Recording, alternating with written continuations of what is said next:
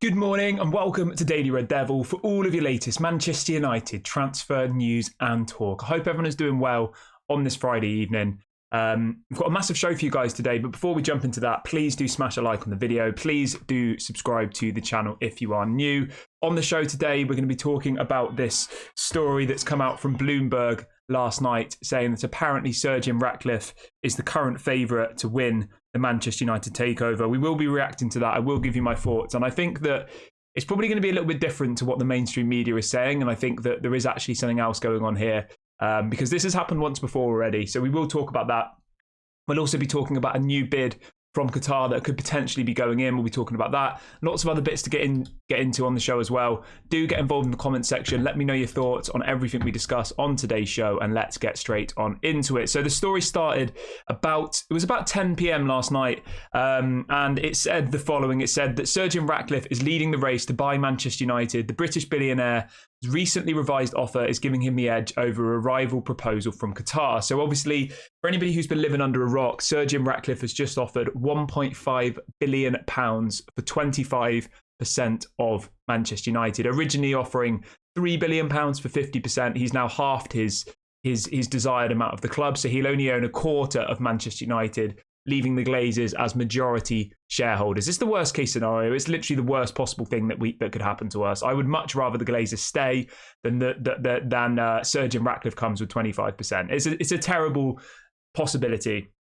Now, that came out from Bloomberg last night, and then it goes on to say that the Manchester United board are expecting to discuss the new Sir Jim Ratcliffe proposal at a meeting in the coming days. So this story was last night. So we are expecting this meeting to happen with the Glazers either today or tomorrow to discuss Sir Jim Ratcliffe's new bid. The story then goes on to say that the Qatari consortium could still raise their bid for Manchester United. Now, I want everyone to take a deep breath a moment and to think back to about maybe 2 or 3 months ago, I think it was.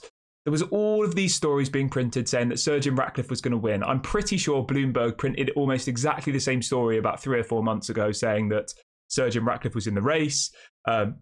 His bid was the most likely to be accepted. A couple of days later, Qatar put in a new bid. Now, I think this is a last-ditch, desperate attempt from Manchester United, from the Glazers, to try and raise the price from Qatar. We know that they want £6 billion, and we know that Qatar offered 5. I think they're trying to bridge the gap, and they're doing it in exactly the same method as what they did a couple of months ago, where they leak this story, or they put this story out saying that Sir Jim Ratcliffe's bid is going to be discussed at a board meeting this week, and it's the favourite bid so far, just to try and squeeze a little bit more money out of Sheikh Jassim. It also goes on to say that the Glazers are now closer than ever to finding a suitable arrangement for the investment/takeover. And it says that, but then it also says that Sir Jim Ratcliffe and Sheikh Jassim both remain in talks to buy Manchester United. Sources do indicate that Sir Jim Ratcliffe has finally made progress, but an improved offer from Qatar cannot now be ruled out. So I think it's pretty obvious what the Glazers' technique has been throughout this whole sale process. It's been, leak stories, try and increase the price, and then try and get more money. That's all they ever want to do. They just want more money in their back pocket. We know that. We know what the Glazers' main ambition is. It's to make money. It's to milk us as dry as possible. Let's see what people are saying in the chat. Somebody says Sir Jim Ratcliffe should just go away. I agree with you. Malp says, how much more can the British media milk this?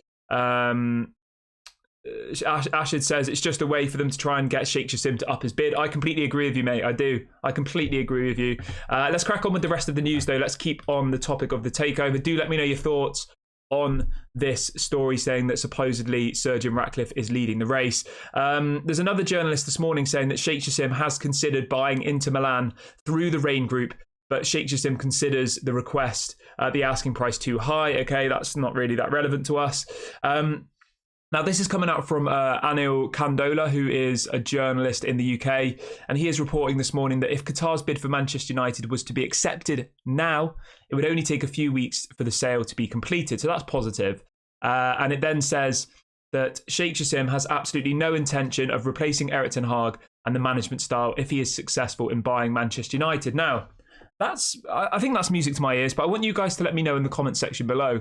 Do you think that if Sheikh Jassim does come in, do you think that Erik ten Hag is the man for the job? Is he the person you believe in? For me, 110%. And I think with the right team behind him, the right director of football, I think Erik ten Hag will shine under Qatari ownership. I really, really do. It also then goes on to say that if the Qatar bid is successful, Qatar want to bring some serious football brains to Manchester United higher up the club. So that's exactly what they want. They're saying all of the trigger words that us Manchester United fans have been crying out for. You know, we're sick of having money people as the director of football, the John Murters, the Ed Woodwards, the Richard Arnolds. All of these people don't have a clue about football, really. They understand business. They understand making money. And we know that for sure that Qatar's main message is to bring in football people who can come in at the top. He also goes on to say, which I think is interesting, and I actually agree with, he says, Qatar don't think that Sir Jim Ratcliffe is a serious bidder in the Manchester United takeover process. And I think I felt like this throughout the whole process, really. I felt like he's almost been like a bit of a distraction to try and get Qatar to raise their bid. I'm not saying there's some weird conspiracy going on here, but I just never really saw Sir Jim Ratcliffe as a serious bidder. And then you get a story like this morning saying that, you know, he's the favourite, he's going to win, blah, blah, blah. But I just don't believe it for a second, to be honest. I just don't think what he's offering is good. I don't see why the Glazers wouldn't want to cash in now when, you know, yes, they retain value in the club, but there's no guarantee that Sir Jim Ratcliffe comes in, he doesn't build a new stadium, he doesn't clear the debt, he doesn't invest much in the playing squad. What, and they think they're suddenly going to be winning the treble? Like we could get worse. Genuinely, our team could go down from here. Right, let's see what else people have said. Noah says, "I feel like we've heard this one before." Exactly, mate. We have. This story, I'm telling you, this story came out from Bloomberg 3 or 4 months ago. Exactly the same story, right? But they've just redone it, slightly different, saying that his new offer of 25% for 1.5 billion is being discussed this week, and that he is the current favourite and he's the likely one to win. That's what they're saying. And I know everyone seems to really like Bloomberg, but I don't know. I'm not sure if I really think they're that reliable anymore, to be completely honest with you. I don't know what you guys think about Bloomberg. I know everyone seems to think like Bloomberg's the holy grail of news, but I don't really believe it. I think a lot of the stuff they've put out has not ended up being true. They said that Qatar were going to win about 6 months ago. They said that Sir Jim Ratcliffe was going to win about 4 months ago, and now they've said Sir Jim Ratcliffe's going to win again. And you know, it's been 2 or 3 times now where they've put out information that hasn't ended up happening. So I'm a little bit wary of what they have to say. So Mike Keegan in the UK this morning is also reporting that discussions are still continuing with Sheikh Jassim's team. So that's the thing to be very, very clear about here, right? It's not the Glazers are dealing exclusively with Sir Jim Ratcliffe. That's far from what's happening. What's blatantly happening is that the Glazers are trying to play Sir Jim Ratcliffe against Sheikh Jassim, and they're trying to squeeze a little bit more money out of them before the final decision is being made. And then it also says that the Glazers family are now considering Sir Jim Ratcliffe's offer for a minority stake, which they find more attractive than the Qatari offer for the entire club. The board is expected to discuss the proposal in the coming days. I don't see how they can think it's more appealing. Like, it isn't appealing, is it, really? But I honestly just think this is a tactic. And it says discussion, but then this is the bit which most of the mainstream media will miss out. You know, most people waking up today who aren't Manchester United fans will say, "Oh, did you hear that Sir Jim Ratcliffe's buying the club?" Right? If you actually read the whole article, this was the bit that I found the most, revealing. It says discussions with Sir Jim Ratcliffe are ongoing, and it is uncertain whether this will end up in a transaction. Although the Glazer family is closer than ever to finding a suitable arrangement, the situation remains open. So that pretty much sums it up for us here. Obviously, Bloomberg can't publish something saying that he's 100% going to win the club and that he's the favourite, because they do have some sort of reputation. You know, they're not the Daily Mail, they're not the Sun, who just print random rubbish for headlines. They do have some sort of integrity, places like Bloomberg, and they have had to include something in this article which kind of clarifies that. And I think that just says it all for here. The fact that they start off saying that Sir Jim Ratcliffe is the favourite, they're going to have a meeting. They do then say that there is uncertain whether it will actually end up being a transaction or not. So i.e. whether he'll actually win the club. So I think it's good that they have included that. Let's see what else people are saying in the chat.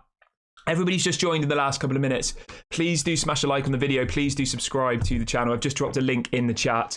We've got over 300 of you watching, so please do go and like if you haven't already. Let's see what everyone is saying this morning. We've got somebody saying, yes, I believe in Erik ten Hag all the way. I agree. Benny says ten Hag is the right man, 100%. I agree. Kerwin says it's crazy to think Ed Woodward will receive a few millions if the club is sold. Yes, he will, because he owns shares in Manchester United. That is correct. Fred says Erik ten Hag shouldn't have this assurance. He has to be pushed to improve, not think he's bulletproof.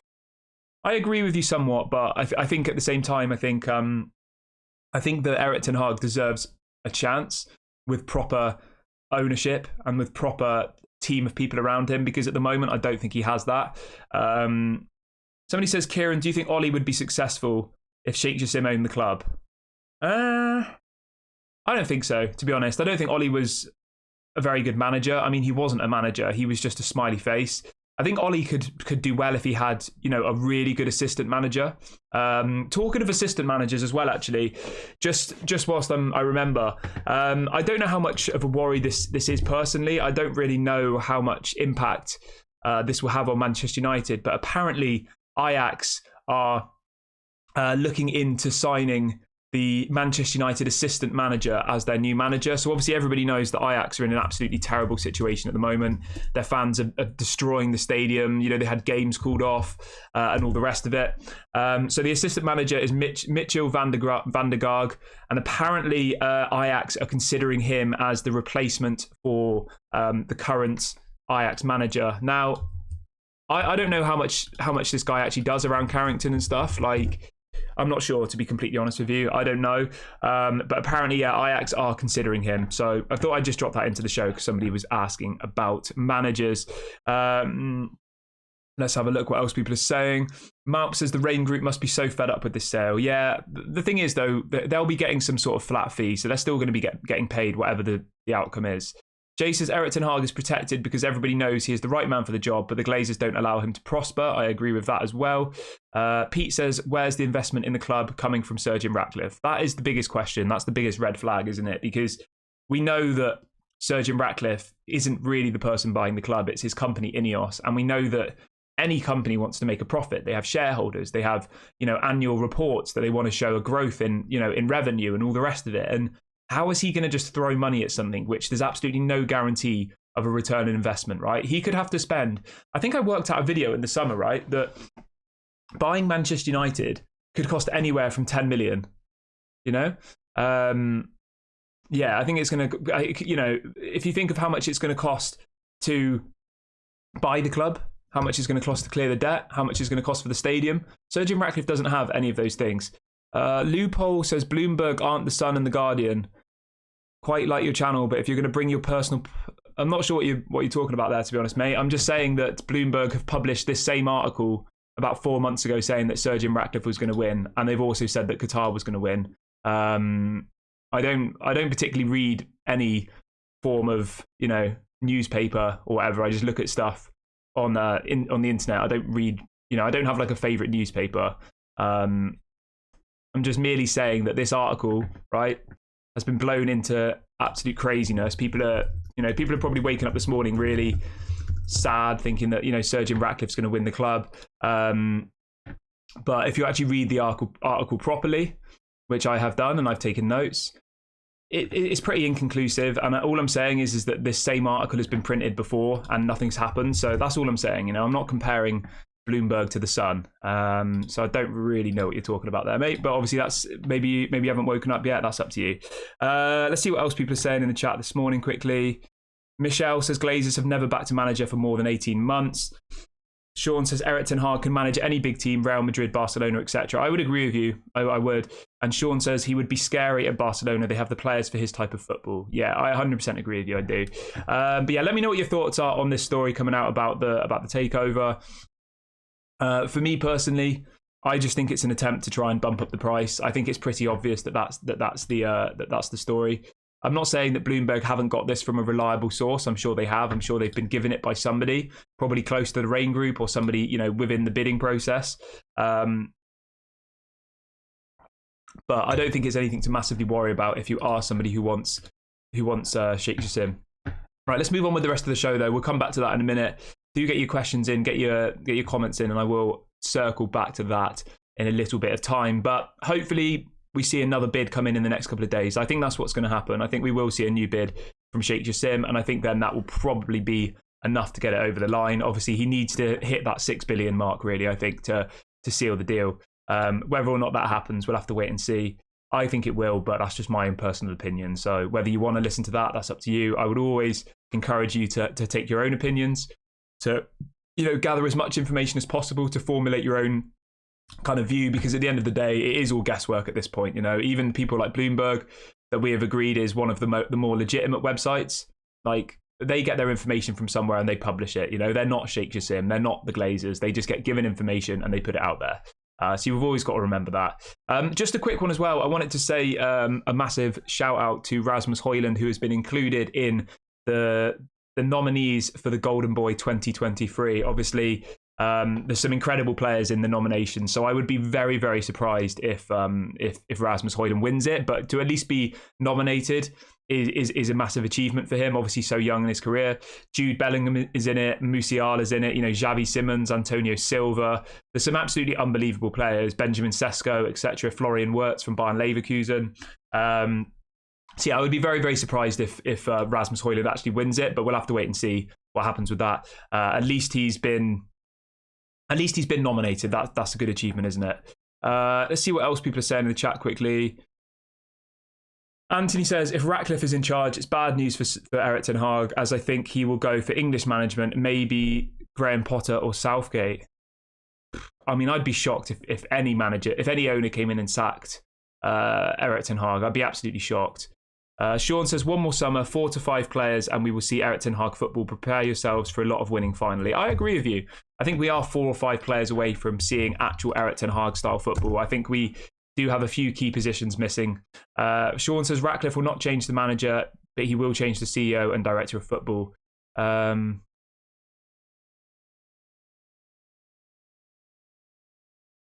not sure what you're saying, Lou. He says, I'm wide awake. You said Bloomberg isn't the Sun or the Mail. Yeah, what I meant by that is that Bloomberg is a business portal, isn't it? As far as I'm aware, Bloomberg isn't the Sun or the Daily Mail. The Sun and the Daily Mail print news about anything.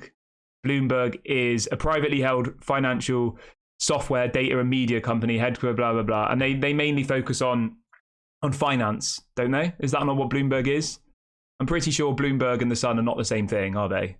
It's like comparing McDonald's and Burger King. Like, it's not the same, is it? It's 2 different things. So I don't really get what your point is there. Yeah. They both have completely different target audiences, don't they? They have completely different target audiences. They're printing different types of headlines. One's talking about finances, one talking about business. The Sun, the Daily Mail, the Guardian, all of them are just talking about generalized news, aren't they? That was what my point was, is that one's a financial institution, the other is a daily news thing that prints news about literally anything. So yeah, not really sure what you're talking about there. Sean says Bloomberg is very reputable, would not put out anything there that is BS. Yeah, I completely agree. And I think the thing that I emphasized earlier on the show is that although that this headline from the Bloomberg is literally billionaire Jim Ratcliffe leads race to invest in Manchester United. That's the headline, right? That's what they've printed last night, okay? But then if you actually read the article, which I've done, and I've taken notes, as I said earlier on in the stream, it says quite clearly that although that they've been told he's leading the race at the moment, there isn't actually any clarity whether he'll actually end up getting the club or not, So it is a little bit... it's a little bit indecisive at this point. So yeah, make of it what you will, obviously. You never know with the Glazers. Maybe they will sell it to Sir Jim Ratcliffe. We'll have to wait and see, won't we? Maybe it will happen. I'm just having a look back now. So let's have a look. So in September, they said British billionaire Sir Jim Ratcliffe reworks Manchester United bid to revive takeover hopes. Ratcliffe looks to address concerns on bid terms, sources say. Offers from Qatar Group and other investors still being considered. So they said that in September. Yeah, I mean, they've printed quite a lot about Sir Jim Ratcliffe. They printed another one in July saying that Sir Jim Ratcliffe plans if it beats Qatar. But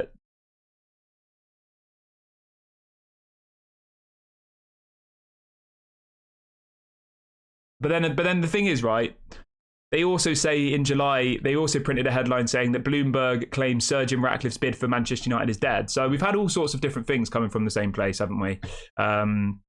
Let's see what else people are saying. Mila says, what progress has Erik ten Hag made with United in the last 1.5 years? Do we score goals or play nice football? Let's be honest, we are declining and the football is worse than with Ollie. Fair enough. Obviously, you're entitled to your opinion. Yeah, I don't think... Some people in the comments. Yeah, I think there is a sense of improvement. I mean, he got us third and won us a trophy. For me, that is an improvement. Like, the season before that, we finished 7th and didn't win a trophy. We hadn't won a trophy for 5 years. So for me, that is an improvement. Yes, the football isn't exactly what we expected yet, but we are seeing glimmers of that. I think we have a long way to go, though.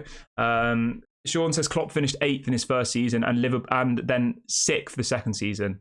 Yeah, I mean, there you go. And we finished 3rd and won a trophy. So, yeah, he clearly has made improvements. Malp says the Sun is a comic and Bloomberg is a global leader in business and financial information. Exactly. And the thing you always have to remember, right, with any bit of story that comes out, they will have got this information from somewhere. That's the thing that we have to be very, very clear about here.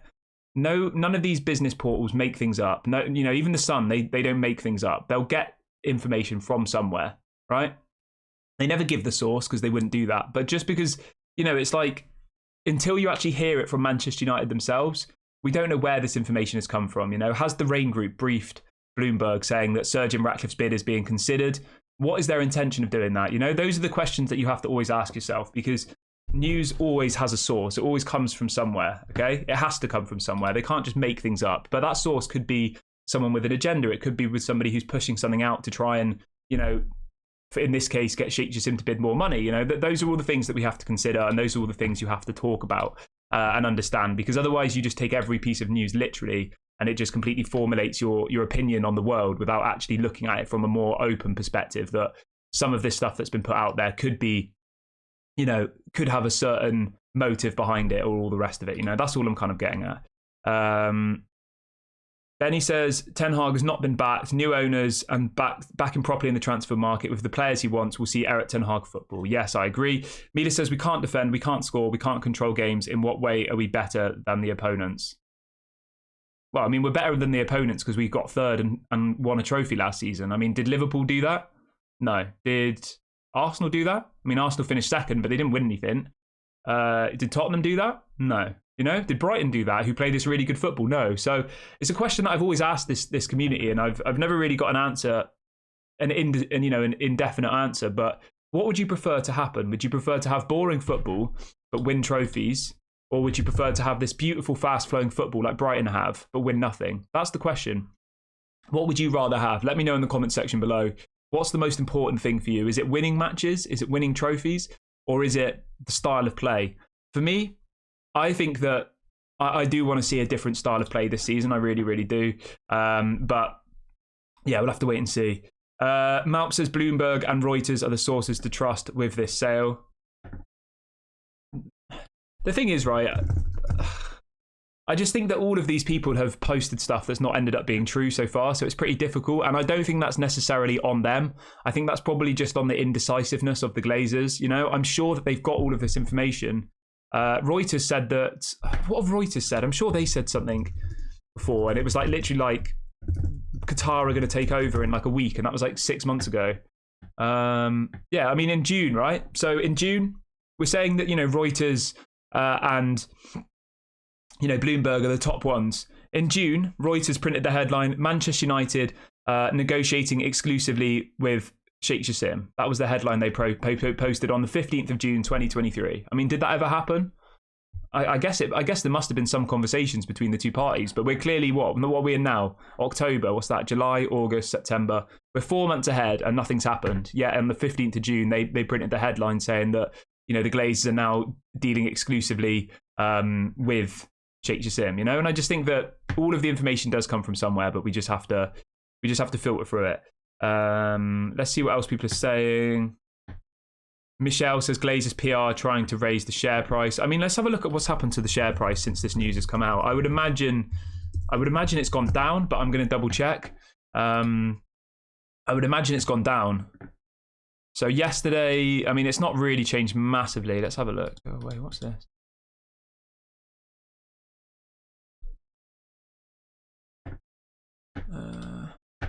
So yesterday, oh God, what's going on here? Yesterday it was around $20 or $20.5, and now it's around $19.5. So it went down by about It went down, but it's gone down by about $1.50 since yesterday evening. So yeah, it has gone down. It hasn't gone up. It's not gone down massively, but it is still underneath $20 at this moment in time. Sean says Qataris bought Malaga and did nothing with it.